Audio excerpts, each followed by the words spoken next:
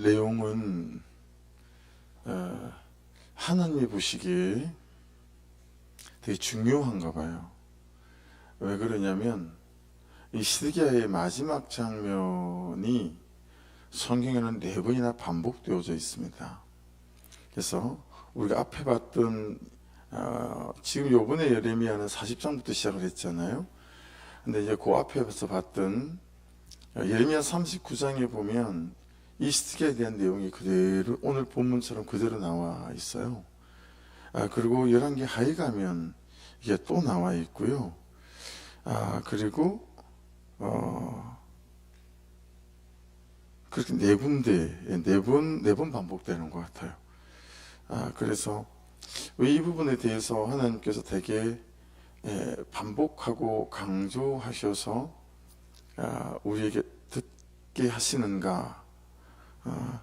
그래서 오늘 말씀은 본문에서 한번 넘겨보실래요? 본문에서를 보고 제가 조금 참고하면 될 것 같아요.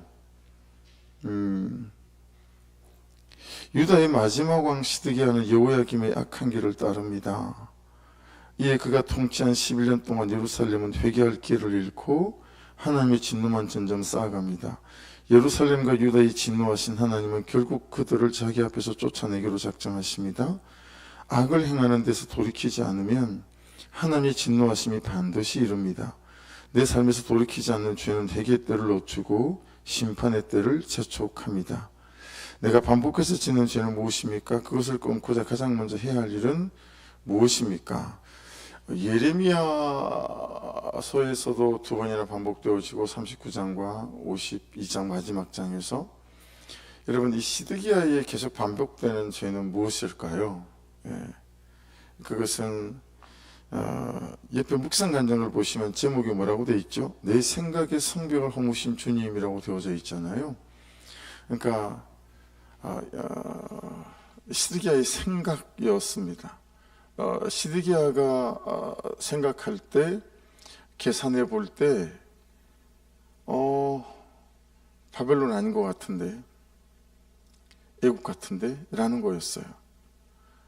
그래서 계속 예레미야를 통해서 하나님의 말씀이 어떻게 선포되죠? 바벨론에게 항복하고, 바벨론에게 포로로 잡혀가고, 그리고 바벨론의 당분간의 통치를 받는 거였었어요. 근데 아무리 생각해도 시드기야는 바벨론이 아니었었어요. 그래서 애굽과 동맹을 맺고 바벨론을 대적하는 거였거든요. 그 시드기야 자신의 견해, 또 생각, 이런 것들이 시드기야의 마지막과 또 남유다의 마지막을 처참하게 만들었다라고 하는 것이니까 시드기야에 반복해서 짓는 죄는 생각의 죄다, 자기 견해의 죄다, 하나님의 말씀대로 따르지 않는 거였었죠. 그렇게 나의 적용점을 가져와서 내가 계속 반복해서 짓는 죄는 뭔가? 두 번째 단락 보십시다. 4절에서 7절. 바벨론 왕 느부갓네살은 예루살렘을 포위하고 토성을 쌓아 2년 가까이 성을 압박합니다. 예루살렘은 기근에 빠지고 끝내 성벽은 무너집니다. 이때 시드기야 왕과 군사들은 밤중에 도망하지만 이미 포위된 상황에서 탈출에 실패합니다. 하나님의 말씀을 거역하는 끝은 도망할 길 없는 막다른 골목입니다. 말씀이 아닌 내 생각과 고집으로 도망치는 인생은 반드시 무너집니다. 이런 밤이 임하기 전에 주께로 돌이켜야 합니다. 지금 내가 걸어가는 곳은 말씀에 순종하는 길입니까? 도망가는 길입니까? 라고 되어져 있죠. 그래서 거기 보시면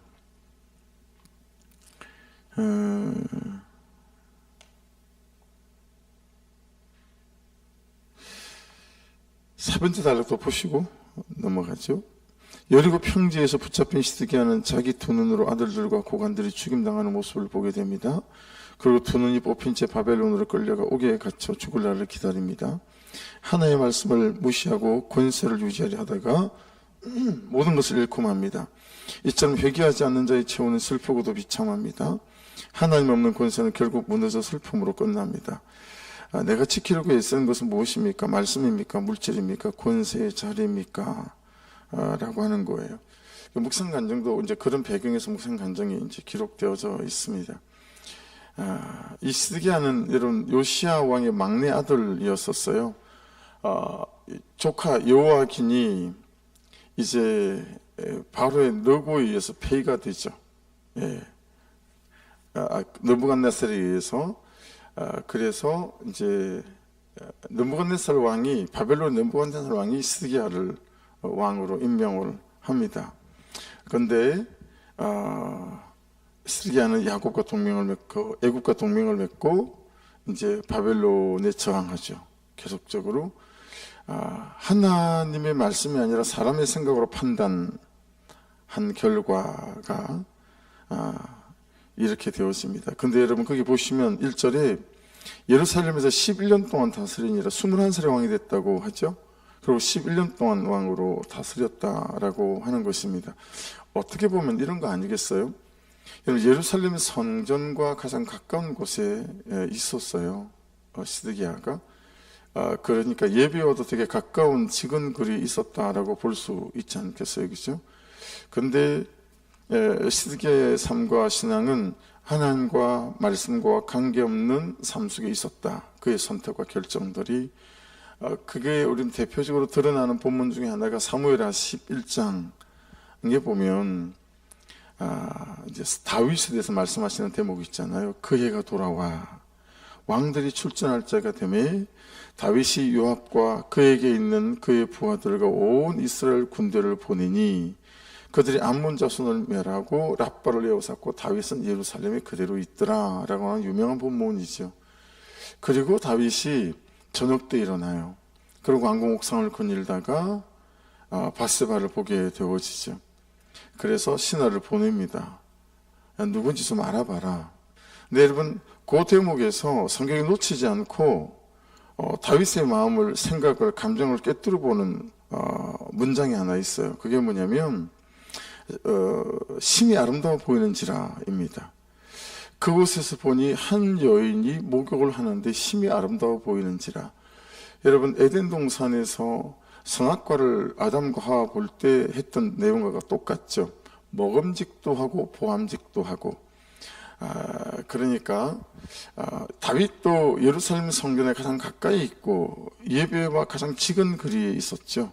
근데 그럼에도 불구하고 그는 왕이 출전할 때가 되었음에도 불구하고 출전하지도 않고, 그리고 저녁 다 돼서 일어나고, 그리고 모욕하는 여인이 보이는데 다른 때 같았으면 눈을 질끈 감았을 다윗이 너무 아름다워 보이는 거예요.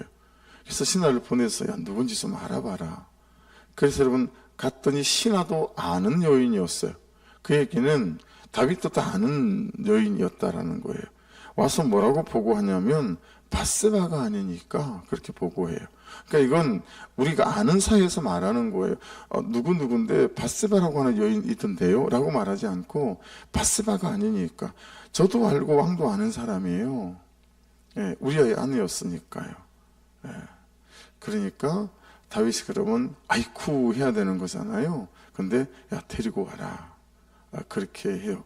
물론 여러분 이제 바세바도 여기에 100% 동의를 한 거죠. 그 뒷문장을 보게 되면 다윗이 전령을 보내어 그 여자를 자기로 데려오게 하고 그 여자가 부정함을 깨끗하게 하였으므로, 이렇게 보면 바세바도 다윗과 같은 마음이었다라는 걸 알 수 있지만, 어쨌든 여러분 시드기야도 그렇고 다윗도 그렇고, 자 그 다음에는 우리도 그래요. 우리도 말씀의 지근거리에 있고 오늘 새벽에도 말씀에 붙어 가잖아요. 그렇죠? 그럼에도 불구하고 여러분 우리가 왜 나를 이기지 못하고 내 감정과 생각을 이기지 못하고 말씀대로 살아가지 않고 말씀이 아닌 내 생각과 견해와 이 견고한 진에 자꾸 무릎을 꿇어갈까 라고 하는 부분에 있어서 새벽에 오며 가며 여러분 제가 찬송을 틀 때 나무엔 찬송을 참 많이 틀죠. 그 나무엔 찬송 중에 앨범 하나는 앨범 제목이 이런 제목을 갖고 있어요. 시간에 닻을 내리다. 그러니까 돛은 바람을 이렇게 타고 가는 거고 닻은 이제 배를 정박할 때 고정 움직이지 않도록 만드는 게 닻이잖아요. 시간의 닻을 내리다. 그게 되게 인상 깊게 이제 와닿았었어요. 시간의 닻을 내리고 시간을 붙잡아 매는 거죠. 시간을 움직이지 못하도록 붙잡아 매고 거기서 하나님과 깊은 교제와 사귐 안에 친밀함 안에 나간다라고 저는 그 앨범의 뜻을 이해를 했어요. 그러니까 여러분, 우리가 큐티를 하면서도 시간의 닻을 내리고 말씀에게 닻을 내리고 말씀이 나에게 뭐라고 말씀하시는지에 대해서 자꾸 집중해 가지 않으면, 그리고 그 말씀에 닻을 내리고 말씀이 내게 말씀하시는 하나님의 음성을 듣고 오늘 이 하루 말씀이 뭐라고 말씀하시지 하고, 그리고 그 하루 나의 견해와 나의 생각과 나의 여러분 고집과 나의 방향들을 잘 꺾고 멈추게 하고 말씀으로 내 삶의 방향이 되게 하지 않으면 바세바가 아니니까 라고 말하는데도 불구하고 야 데리고 와라 라고 말할 수 있는, 말씀과 가장 지근 거리에 있음에도 불구하고 말씀과 다른 방향으로 살아갈 수 있는 시드기야의 삶이 충분히, 다윗의 삶이 충분히 우리의 삶이 될 수 있겠다라고 하는 부분 안에서 이제 경각심이 오늘 새벽에는 좀 드는 것 같아요. 그러니까 다윗은 그렇게 예배와 가장 가까운 거리에 있었음에도 불구하고 삶의 자리도 지키지 못하고 자기 삶의 역할의 자리도 지키지 못하고 사람과의 관계도 지키지 못하죠. 결국 우리아까지 죽이잖아요. 여러분, 이걸 보면 예외가 없어요. 여러분, 매는 장사 없다 그런 말 하잖아요. 그러니까 장사가 없어요. 하나님과의 살아있는 관계, 그리고 참 그분의 말씀과 그분의 은혜에 닻을 내리고 그분으로 내가 이렇게 채워지지 않으면, 여러분, 우리는 말씀을 따라간다고 하지만 계속 내 생각을 따라, 내 고집과 내가 보기에 선한 것들을 따라 자꾸 우리의 삶을, 시간을 가져가다 보면 어느덧 우리가 쏘가 살아가는 사람이 될 수 있겠다라고 생각해요.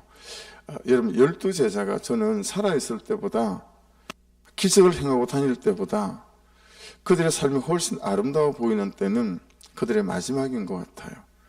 12제자의 죽음이죠. 아무도 주를 부인하지 않았고, 베드로 같은 경우에는 내가 예수님처럼 어떻게 십자가에 매달려 그대로 죽을 수 있겠냐고, 난 거꾸로 매달아 달라고. 그래서 베드로는 거꾸로 십자가에 매달려서 죽지 않겠어요? 그러니까 이제 그 마지막, 그 제자들의 그 마지막이 훨씬 더 아름다워 보이는 삶이 이제 있는 것 같아요. 여러분, 원래 시드기야의 이름은 이 뜻은 여호와께서 의로우시다인데 원래 이름은 마따디아라고 하는 이름이에요. 여호와의 선물이었죠. 그러니까 자기가 하나님의 선물이다라고 하는 이름을 아마 부모님이 지어주고, 너는 하나님의 선물이다라고 했겠죠. 근데 시드기야가 마따디아가 자기를 하나님께 이렇게 내어드리지 못해요. 여러분 보세요. 한나가 사무엘을 얻잖아요. 사무엘을 얻었을 때 얼마나 여러분 사무엘을 자기 품에 넣고 키우고 싶은 아들이 없겠어요, 그죠? 근데 젖을 떼고 난 다음에 하나님께 바치잖아요. 대성 엘가나한테 데리고 가잖아요. 여러분 모세 같은 경우에도 얼마나 데리고 계속 품에 끼고 싶었을까요? 그런데 우리가 그 찬송에 있는 것처럼 너의 참부모이신 하나님께 내가 너를 맡긴다, 그렇게 또 내어드리잖아요. 그래서 이 새벽에 여러분, 시드기야가 참 자기의 삶을 또 생각과 마음을 온전히 하나님께 참 내어드리지 못하고 여전히 내 삶인 거예요. 내 삶이고 여전히 내 뜻과 내 감정이 너무 중요하고 내 생각이 너무 중요하고 내 방법이 너무 중요한 거예요. 그래서 여러분, 이 감정과의 싸움, 이 내 생각과의 싸움, 내 견해의 싸움에서 이기지 못하면 우리도 어느덧 가장 예배와 말씀과 지근 거리에 있음에도 불구하고 정작 내 삶은 하나님이 박수칠 수 없는, 하나님이 도무지 내 인생을 응원할 수 없는 그런 삶이 될 수도 있겠다라고 하는 것입니다. 그래서 눈 뜨고 마지막으로 본 게 뭐지요? 시드기야가 자기 아들들이 자기 앞에서 죽는 거였어요. 느부갓네살이 굉장히 괘씸했나 봐요. 그래서 시드기야를 쇠사슬에 묶고 간 다음에 시드기야 아들들을 자기 눈앞에서 죽여요. 시드기야가 여러분 마지막 본 건 자기 아들들이 자기 눈앞에서 죽는 거였어요. 그게 눈 뜨고 본 마지막이고요. 그 다음은 자기 두 눈이 빠지는 고통과 그냥 암흑 속에서 나머지 인생을 살아야 하는 삶이었다라고 하는 것이었습니다. 차라리 그가 왕이 아니었고 아무 소유가 없는 빈민이었다면, 그죠? 그가 인생이 좀 달라질 수 있었을까요? 그래서 여러분 한번 생각해 보셔야 합니다. 내 견고한 진들은, 내 생각의 견고한 진들, 감정의 견고한 진들, 정욕의 견고한 진들, 내 상처의 견고한 진들, 내 지식의 견고한 진들, 내 견해의 견고한 진들은 왜 이렇게 잘 무너지지 않을까? 그러니까 여러분 이것들과 싸워야 된다라고 하는 거예요. 이 생각의 견고한 진, 이 상처의 견고한 진들과 내가 싸워야 된다. 딱 어떤 사람에 대하여 결론 지어 놓은 게 있잖아요. 예, 그렇죠? 또 어떤 상황과 경우가 되어질 때는 이래야 돼 라고 하는 것들을 결론 지어 놓은 게 있잖아요. 그러니까 여러분 상식에 반하는 거였어요. 예레미야가 말하는 건. 그래서 여러분 얼마나 큰 자부심으로 여깁니까? 이스라엘 사람들이 지금도. 그래서 전쟁이 벌어지면 미국이다, 프랑스다, 영국이다. 여러분 아무리 좋은 직장과 아무리 좋은 학교에 유학하고 있는 그런 남자들도 만사를 제쳐놓고 이스라엘로 전부 다 들어가잖아요. 전쟁하러. 예, 이게 유대인들의 자부심이에요. 생각해 보세요. 바벨론이 공격해 들어오는데 싸우지 않고 항복해라? 이건 국민 정서에 반하는 거예요. 국민 정서에 반하는 거. 이럴 수가 없다라고 하는 거예요. 민족성하고도 반대되어지고 국민 정서에도 반대되어지고 신앙에도 반대되어지는 것 같고, 그래서 무슨 얘기냐, 바벨론과 저항해야지. 그리고 여러분 애국과 동맹을 맺고 바벨론에 저항하는 거예요. 그러니까 여러분 이만치 우리의 생각은 정당할 때가 많아요. 내 결론들이 세상 사람들 물어봤을 때 야 네가 오라 라고 말할 수 있는 것들이 너무 많다라고 하는 거예요. 목사님들하고 구스에 복음하고 저하고 의견충돌이 한번 생긴 적이 있어요. 여러 목사님들 10대 1이 됐어요. 10대 1이니까 만만치 않죠. 남목사 어디 가서 이혼하면 안 된다 그따위 말 좀 하지 마. 내가 예를 하나 들어줄까? 그러면서 자기 교회 성도 예를 들었어요. 차마 강대상에서 말할 수 없을 만큼 참 희한한 남자가 있더만요. 집사님 자제가 결혼을 했는데 이게 누가 들어도 아마 지구의 인구 전체가 딸이 한 결정, 이혼의 결정이 네가 옳다라고 손을 들어줄 만한 그런 내용이었어요. 이 남자가 완전 성도착정이더라고요. 성도착정. 그래서 다른 사람한테 이 말을 옮길 수가 없을 만큼 그렇더라고요. 근데 어떻게 이혼을 안 해? 그렇게 말씀을 하시더라고요. 그러니까 이제 여러분들이 신이 나셨어요. 이런 예, 저런 예를 다 들었어요. 여러분 시드기야가 바벨론에 항복해야 된다라고 하는 것은 그런 거였었어요. 우리에게로 가져가 볼게요.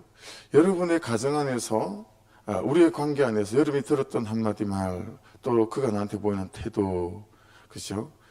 이런 게 지속적이고 계속적이고 반복적이고 이랬을 때 참 말씀에 반하는 여러분 우리의 상식에 어떤 결정을 해갈 수 있잖아요. 여러분 그럴지라도 항상 오늘 말씀이 뭐라고 말씀하신지를 잘 듣고 여러분 이 생각, 나의 감정, 나의 정욕 참 그것들의 종로로 돼가지 않고 말씀을 따라 여러분 함께 잘 걸어갈 수 있는 은혜가 있기를 주의 이름으로 축복합니다. 이게 쉽지가 않은 것 같아요. 그래서 공동체가 함께 서로가 서로에게 격려 받아야 되는 것 같고요.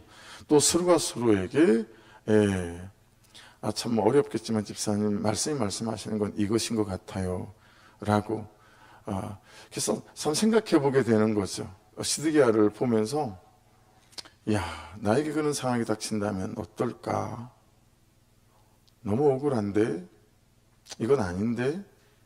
한번 들이받아야 되는데, 명명백백히 이건 이거고 이거 너무한 거 아니야? 좀 말 좀 해야 되는데 확 한번 성질대로 좀 뒤엎어? 이런 생각 드실 때 있잖아요. 근데 그럴 때라도 참 말씀이 말씀하시는 대로 내가 나를 꺾어야겠다, 또 그런 다짐이 되어지는 거죠. 빌보스 말씀 한번 들어보십시오. 잘 아시는 말씀이에요. 4장 11절로 내가 궁핍함으로 말하는 것이 아니라 어떠한 형편이든지 내가 자족하기를 배웠노니 내가 비천에 처할 줄도 알고 풍부에 처할 줄도 알아 모든 일에 배부르며 배고픔과 풍부와 궁핍에도 일체의 비결을 배웠노라. 내게 능력 주시는 자 안에서 내가 모든 것을 할 수 있느니라. 그렇게 말씀하십니다. 내게 능력 주신 자 내가 모든 것을 할 수 있느니라. 여러분, 바울도 사람이거든요. 그렇죠?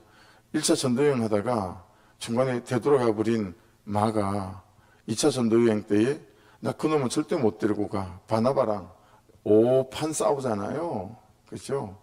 그래서 따로 청교팀이 쪼개져요. 그만큼 한성기를 하는 분이세요, 바울이.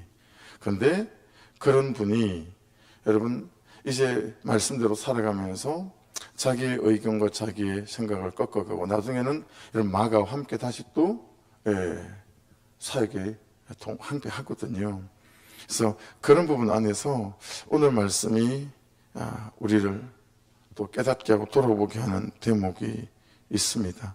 그래서 여러분 참 이 시드기야의 마지막을 오늘 보면서 우리는 이쯤에서 나의 마지막을 아름다운 날로 바꿔갈 수 있는 선택과 결정들이 되어졌으면 좋겠어요.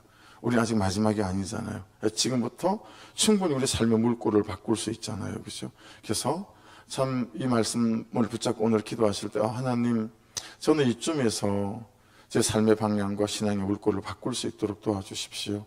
더 이상 내가 보기에 좋은 대로 그렇게 내 생각의 결론으로 내 인생을 걸어가지 않게 하시고, 너무 아닌데, 너무 억울한데, 너무 할 말이 있는데 한 번은 내가 옳다라고 제대로 꺾어놓고 싶은데 뭐 이런 게 아니라 말씀이 말씀하시는 대로 다시 이 새벽에 그런 나보다 옳습니다, 이걸 붙잡고 네 하나님, 제가 저희 죄만 보고 가겠습니다 라고 고백하고, 그렇죠? 지은 죄가 있기에 받아내야 되는 삶이 있을 수 있잖아요. 그렇죠? 지은 죄는 생각하지 않고 내가 받아내는 삶은 못 받겠다라고 하면 참 이게 아닌 거잖아요. 그래서 하나님, 참 말씀대로 내 삶이, 내 성품이, 내 결정들이, 내 생각들이 잘 꺾여가면서 참 거룩한 백성으로, 순종하는 백성으로 세워지게 도와주셔서 오늘부터 내 삶에 반전이 있도록 도와주십시오. 시드기야의 끝이 아니라, 다윗의 끝이 아니라 아버지 오히려 반전되어져서 제자들처럼, 그렇죠? 그래서 하나님은 참 여러분 반전을 주시는 분 같아요. 야곱을 이스라엘로 바꾸셨죠. 아브라함이었잖아요. 근데 아브라함으로 바꾸시고, 사울이었잖아요. 바울로 바꾸시고, 그런 것처럼 우리의 인생이 이름이 새로 지어지는 이 새벽 되어지셔서 하나님, 참 안 됩니다. 내 생각에 견고한 진들이, 내 상식에 견고한 진들이 내가 이게 맞아요 라고 붙들고 살아가는 것들이 말씀에 비추어 볼 때 만만치가 않습니다. 그럼에도 불구하고 아버지, 그렇게 옳았다 싶었던 시드기야의 결정은 하나님의 말씀과 반하는 것이었으니 아버지, 내가 이렇게 옳다 싶지만 하나님의 말씀과 반하는 것들을 이제 십자가 앞에 내려놓고 하나님, 항복하는 자리에서 항복하라 그러면 항복하게 하시고, 항복해야 될 자리인데 싸우라 하시면 거기서 싸울 수 있는 참 말씀대로 살아가는 인생 되게 하여 주셔서 아버지, 인생의 반전이 일어나는 인생이 되게 하여 주옵소서. 우리 말씀 붙잡고 기도하시고, 여러분 큐티세계 명단 끼어다니시죠? 이름이라도 꼭 불러주시고, 여러분이 기도하는 대로 되어져 가고 있어요. 그래서 기도해 주시고, 새로 오신 분들 정말 교회와 한 몸 되어져서 같은 마음, 같은 말, 같은 아버지 하나님 삶으로 이 도시와 이 도시를 자유케 할 수 있는 아버지, 그는 하나님의 사람들로 세워주옵소서. 또 기도하고 이번 주일에 있을 사무위원회를 위해서도 기도해 주시고, 우리 주여 한번 부르고 같이 기도드립니다. 주여!